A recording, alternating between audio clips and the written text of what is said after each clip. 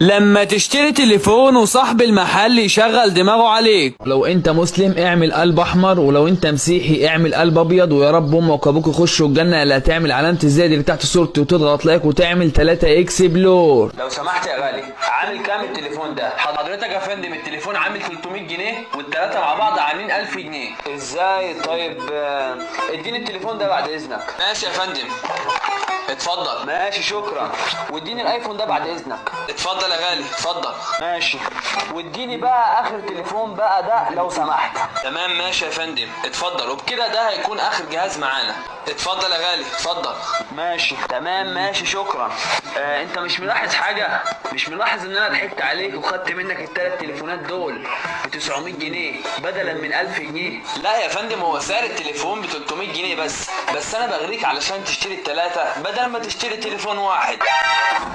نعم يا اختي.